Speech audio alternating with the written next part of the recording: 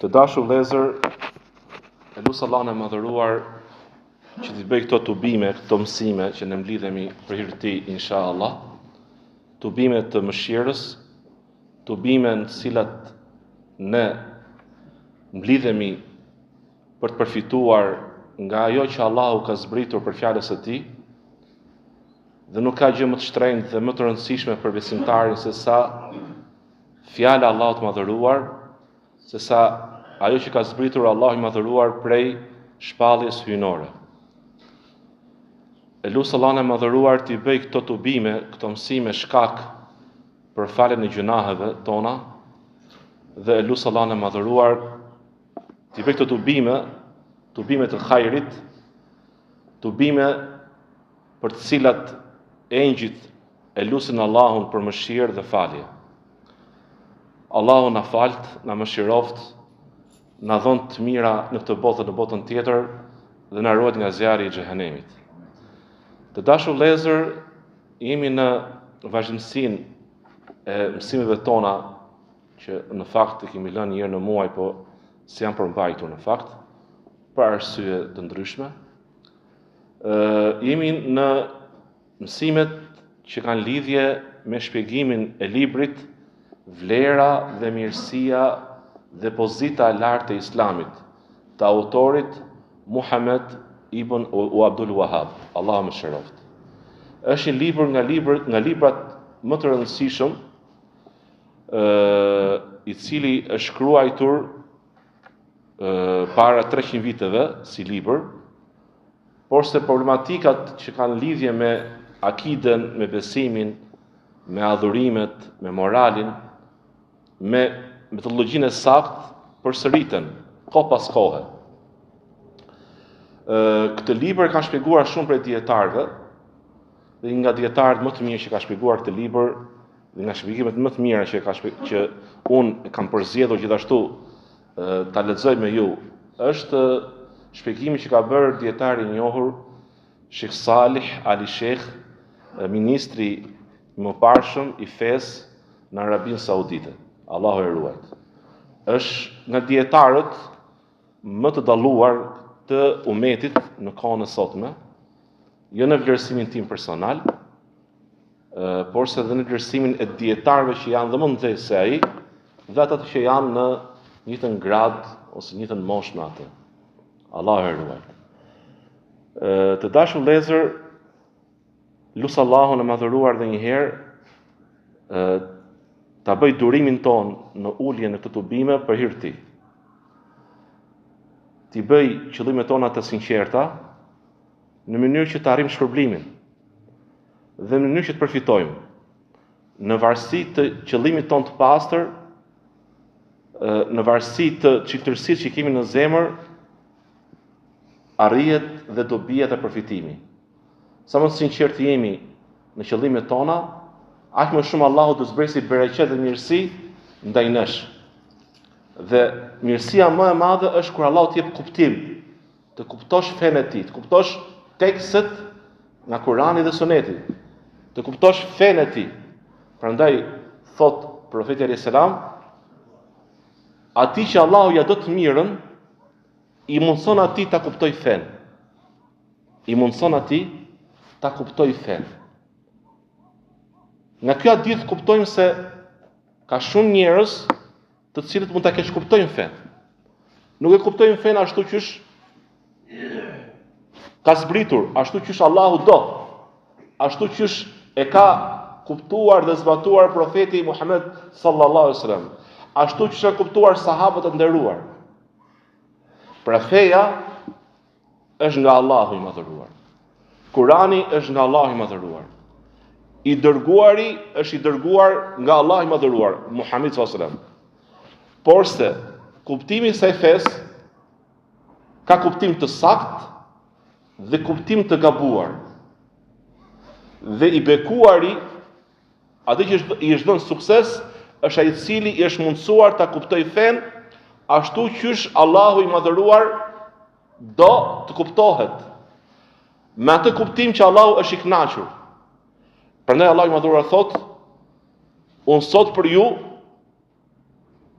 sot plotësova dhuntin time ndaj jush.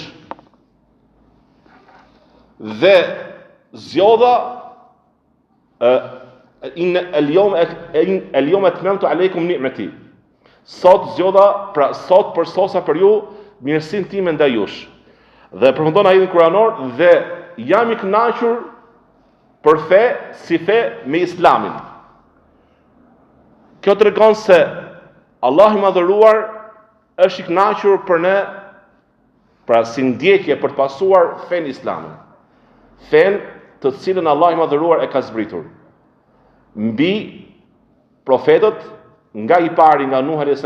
deri tek i fundit tek Muhamedi s.a.s. Dhe kjo fe duhet kuptuar në mënyrën e saktë. Dhe nëse feja kuptohet jo mirë, jo saktë, atëherë personi është u ka pranuar një fe tjetër. Allahu na ruaj. Prandaj dietarët shkruajnë libra të ndryshëm në lidhje me shpjegimin e fesë dhe në shpjegimin e akides, moralit, dispozitave, marrëdhënieve që ka njeriu, një marrëdhënie njerëzore, në mënyrë që të kuptohet feja në mënyrën e saktë, ashtu qysh ka ardhur nga Allahu i madhëruar. Thot autori, Bismillahirrahmanirrahim, dhe ky është zakon që e kanë pasur dietarët në përgjithësi, që i fillonin librat e tyre me besmelen, në emër të Allahut, mëshirues të mëshirbërësit. Sepse ky ka qenë zakoni që profeti alayhis salam i fillonte dorëshkrimet e tij, ose ato shkrime që ai i dërgonte mbretërve ose të parëve të fisëve. E fillonte me emrin e Allahut, mëshirues të mëshirbërësit. Pastaj thot kapitulli O billahi yasta'in, m'falni, dhe me Allahun kërkoj ndihmë, Allahut madhëruar të ma lehtësoj shkrimin e këtij libri. Dhe thot kapitulli i parë, vlera dhe mirësia dhe pozita e Islamit. Çdo të thot vlera dhe mirësia e Islamit. Cili është qëllimi me fjalën vlera dhe mirësia e Islamit? Në rreth të parë me Islam ne kuptojmë fen në tërësi. Fen në tërësi. Me të gjitha gradët e fesë, që hyn në të, pra atë fe që është përshkruar në hadithin e Xhibrilit, që janë e para është Islami, imani dhe ihsani. Islami, besimi, imani dhe ihsani ose bamirësia. Hadithi i Xhibrilit është hadith i njohur për ju, që përmblidhet në këtë hadith e tërë feja. Këto quhen tek dietarët gradat e fesë ose meratibud din. Shkallët e fesë ose gradat e fesë. Dhe me fjalën vlera e Islamit, me fjalën vlerë dhe pozitë të lartë dhe mirësi, nënkuptojmë disa çështje.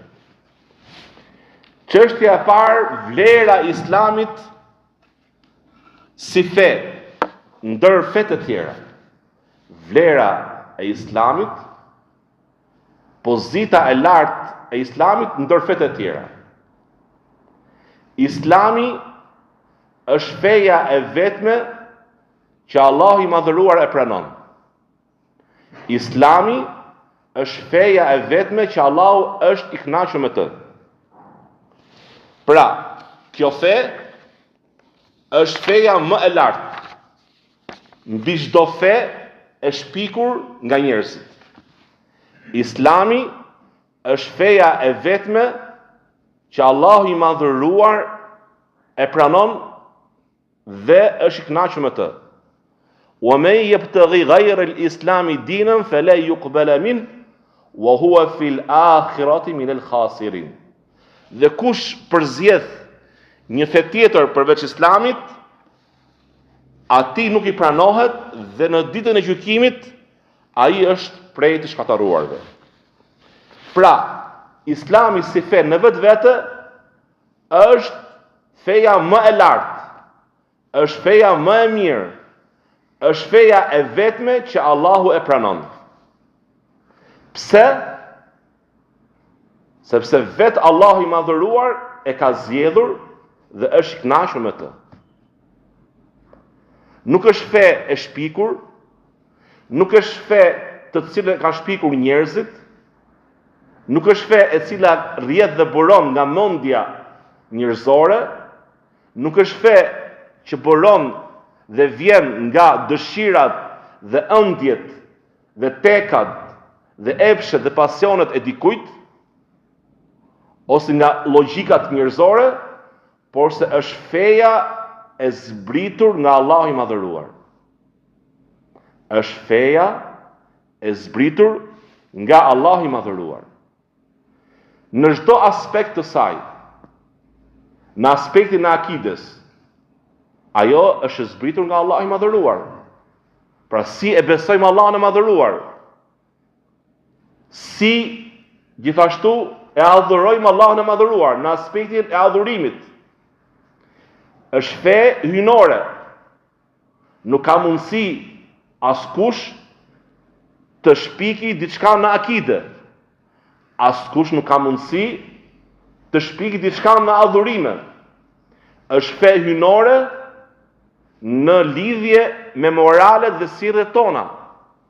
Askush nuk ka mundësi të shpiki dhe të thotë është prej moralit islam, ky moral. Dhe nuk ka argument për këtë moral që është për islamit. Askush nuk mund të vi nga mendja e tij dhe të shpiki diçka, qoftë në akide, në besim, qoftë në adhurime, qoftë në sjellje dhe moralet tona, qoftë në çdo lloj marrëdhënie njerëzore. Askush nuk ka mundësi të vi me diçka që është e shpikur, diçka që është e re. Pra, kjo fe në vetvete, me të gjithë gradat e saj, gradën pra në lidhje me islamin, në lidhje me imanin dhe ihsanin, në tre kuptimet e tyre, që përmendën hadithet e Xhibrilit, gjithashtu në aspektin e akides, të adhurimeve, moralit, sjelljes dhe marrëdhënieve njerëzore me njëri tjetrin, kjo fe është e lartësuar në gjithë aspekte, në gjithë të grada, është e lartësuar mbi çdo fe tjetër, të cilat i kanë shpikur njerëzit nga mendjet dhe dëshirat e tyre. E dyta, pra çfarë ne kuptojmë me vlera dhe pozita e lartë e islamit, është se islami si fe ndikon dhe ka fryte madhështore ndaj i tharëve të tij, ndaj pasuesve të tij, ndaj muslimanëve. Kush e pranon islamin, kush e përqafon islamin me sinqeritet, dhe është qëndruar me bindje të plot në këtë fe, ka qëndruar dhe është kapur fort pa lëkundur mbas e feje, do t'i shohi, do t'i preki të mirat dhe vlerat e kësaj feje tek vetja e tij, në këtë botë dhe në botën tjetër. Pra kuptimi i dytë me fjalën vlera e islamit është se kjo fe hyjnore nga Allahu i madhëruar, të fe që Allahu u kënaq me ne, e zgjodhi për ne dhe u kënaq për ne, kush e përqafon dhe është i përqendruar në këtë fe, i palëkundur, do t'i shoh dobit dhe frytet dhe të mirat e kësaj feje në këtë botë dhe në botën tjetër. Sepse Islami është feja që Allahu është i kënaqur me të. Dhe kush kapet mbas fesë që Allahu është i kënaqur me të, atëherë Allahu gjithashtu është i kënaqur me pasuesit e kësaj feje. Dhe nëse Allahu i madhëruar kënaqet me njerëzit, me robët e tij, atëherë mos pyet sa do jenë mirësitë dhe dobitë dhe frytet që Allahu i madhëruar do t'i japi këtyre njerëzve. Nëse Allahu është i kënaqur me robën e tij në dynja, atëherë nuk ka të keqe për të person. Mos pyet për mirësitë e shumta dhe begatitë e tepërta që të ketë ky person në këtë botë dhe në botën tjetër. Nëse e përqafon Islamin dhe ka peshfort mbas kësaj feje, me sinqeritet i palëkundur deri në fund, dije se do kesh mirësi dhe do kesh fryte, do kesh begati të shumta, të cilat do t'i shikosh në këtë botë dhe në botën tjetër. Sepse je kapur mbas fesë që Allah i madhëruar është i kënaqur me të. Prandaj, Allah i madhëruar ka premtuar që suksesi, ndihma, përkrahja, kujdesi i takon kujt? Pasuesve të kësaj feje. Dhe dështimi, dhe humbja, dhe shkatërimi, dhe dënimi i takon kujt? Ato cilët e braktisin dhe e lejnë të fe. Allah na ruaj. Dhe argumenti ose nga fjala e Allahut të madhëruar rrjedh ose përfitojmë këtë dobi. Nga fjala e Allahut të madhëruar në sura Ali Imran, sot ju apërsosa fen tuaj. E plotësova ndaj jush dhutimin time dhe zgjodha dhe u kënaqa për ju pra me Islamin si fe. Kur Allah i madhëruar thot që kjo është feja që unë jam i kënaqur me ju, atëherë kjo tregon se pasuesit e kësaj feje janë gjithashtu prej atyre që Allahu është i kënaqur me ata. Çështja ose pika e tretë që nënkupton pra që ka për qëllim fjala vlera e Islamit. Islami është një fe që mbartet, pra e mban një umet, një popull, pra një grup njerëzish, një bashkësi. Dhe për shkak se kjo bashkësi e mban këtë fe, do jetë bashkësia më e mirë. Dhe njëherë, Islami është zbritur nga Allah i madhëruar për të praktikuar, për të zbatuar, për të përqafuar, për të pasuar. Dhe patjetër do ketë deri ditën e gjykimit njerëz që do ta pasojnë fen Allahut të madhëruar. Varet nga koha dhe vendi, diku më pak, diku më shumë. Umeti, bashkësia, populli i cili do ta mbajë këtë fe, do jetë populli më i mirë. Thot Allahu Azza wa Jall, kuntum khayra ummatin ukhrijat lin-nas. Ju jeni populli më i mirë që keni dalë ndër tërë njerëzimin. Pra, në vetvete kush pra e mban dhe e pason Islamin, çdo popull, çdo bashkësi, çdo grup njerëzish, të cilët e mbajnë Islamin si fe, e përqafojnë atë, do quhen umeti dhe populli dhe bashkësia më e mirë.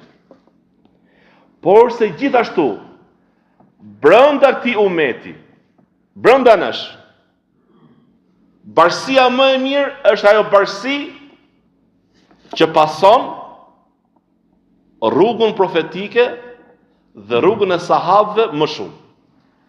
Pra është më afër pasimit të Profetit sallallahu alajhi wasallam dhe pasimit të shokëve të tij.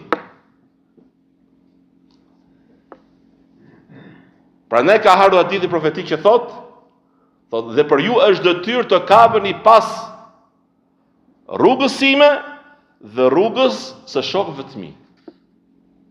Pra bashkësia islame si fe është bashkësia më e mirë ndër tërë popujt e tjerë.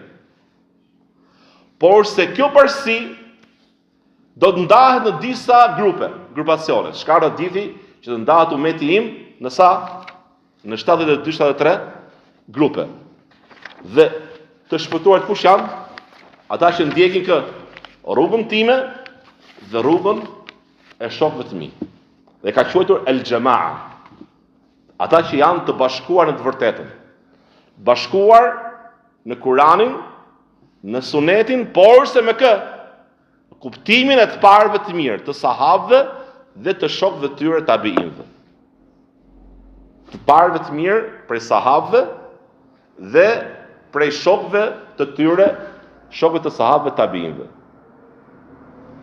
Pra, më të mirët që kanë përsi, janë më të mirët brenda umetit, janë dhe cilët janë më të kapur në akidën e tyre, në adhurimet e tyre, në moralet e tyre, më të kapur me sunetin profetik dhe me rrugën e sahabëve.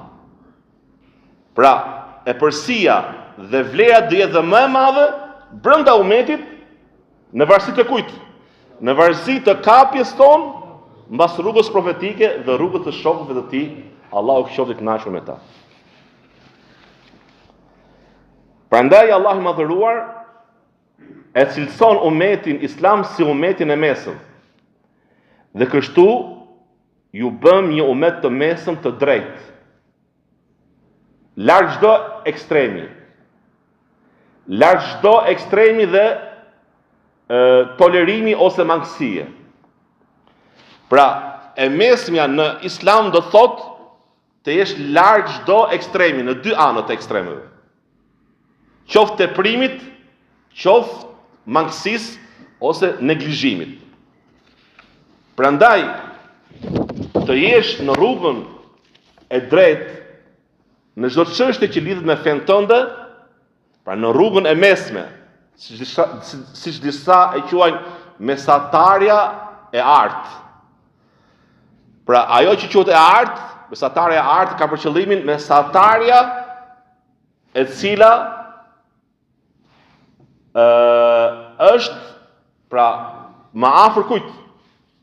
Më afër rrugës profetike dhe më afër rrugës së shokëve të profetit sallallahu alajhi wasallam. Prandaj ka thënë sallallahu alajhi wasallam, brezi më i mirë është brezi im dhe brezi që vjen pas tij dhe brezi që vjen pas tij.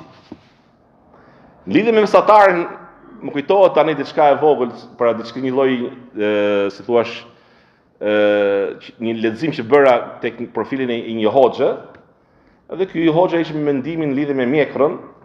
Tha pash njërin tha që kishte mjekrën nën mesataren. Jo, mbi mesataren, falë. Pra edhe unë po thoya, ku ka qëllim për mesataren ke mjekra ky person? Pra ishte një hoxh me mendimin e tij që mendon se mjekra po që shumë, pra unë që mjekra tim për shkak ka të gjatë. Do të jetë mjekra e cila është më e shkurtër.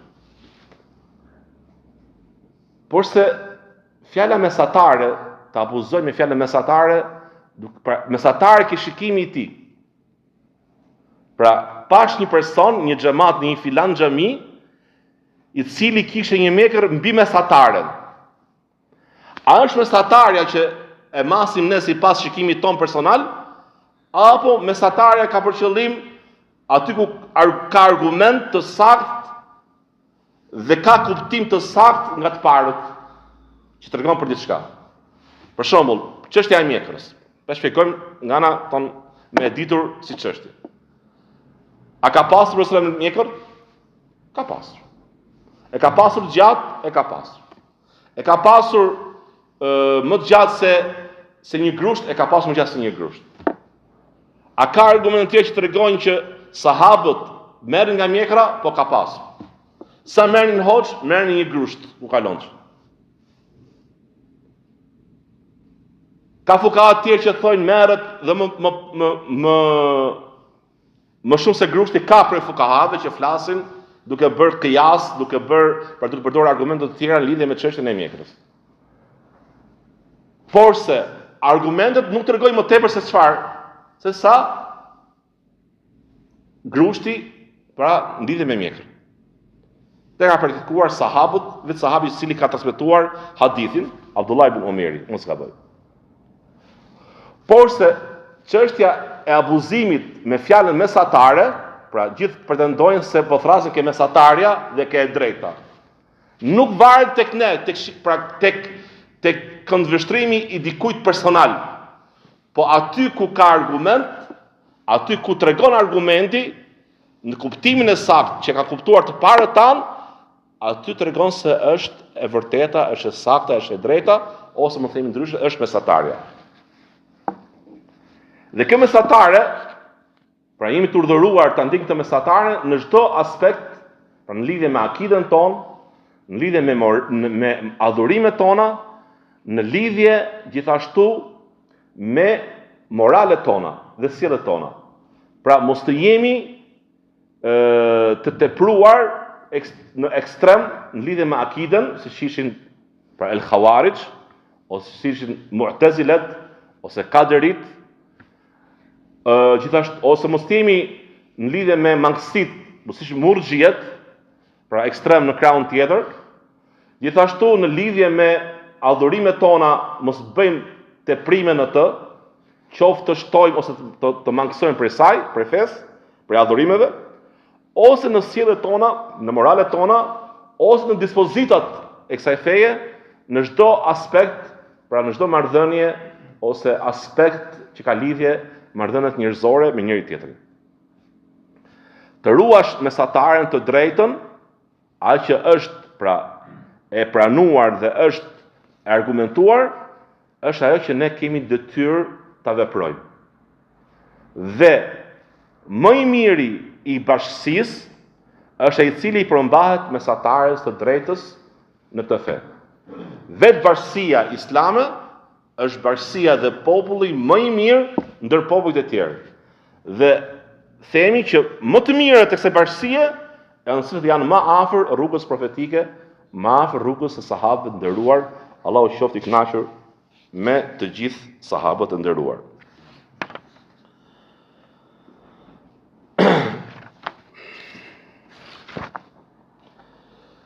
Pika 4 dhe me të inshallah e mbyll.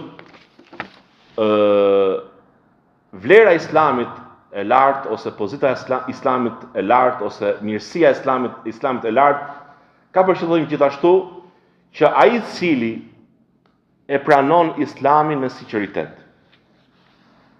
i dorëzohet Allahut madhëruar me sinqeritet, i nështrohet atij me bindje të plotë në lidhje me akiden e tij, në lidhje me adhurimet ndaj tij.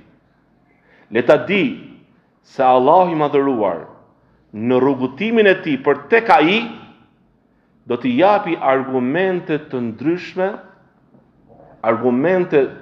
ndryshme, të shumë llojta që do ta bindin, do ta shtojnë bindjen e tij në këtë rrugë. Dhe do t'ia mundsojnë atij të dallojë të vërtetën nga e kota. Gjatë rrugëtimit të tij pra që do ketë në dynja për tek Allahu Azza wa Jall. Edhe një herë. Tekstet kuranore, hadithet profetike tregojnë se ai i cili e pranon islamin me bindje të sinqertë, i nështrohet Allahut madhëruar dhe i dorëzohet atij me bindje të sinqertë në akiden e tij, në adhurimet e tij, është i nështruar, në moralin e tij është i nështruar ndaj Allahut madhëruar, ndaj argumenteve, ta di se Allahu i madhëruar si shpërblim do i mundsoj atij të dallojë të vërtetën nga e kota, do t'i japi dritë në zemrën e tij. Dhe do t'i japi argumente të ndryshme që do t'ia shtoj bindjen që ai ka në këtë rrugë dhe do ta forcoj më tepër duke e ruajtur nga çdo lloj dyshimi, nga çdo lloj devijimi që mund t'i vinë si sprovë nga njerëzit që e rrethojnë përreth. Prej armiqve të islamit, jashtë islamit, ose prej atyre që janë brenda, prej të paditurve, ose dashakejsve, të cilët e bëjnë të nga qëllimet e këqija që kanë në zemër. Allahu na ruaj.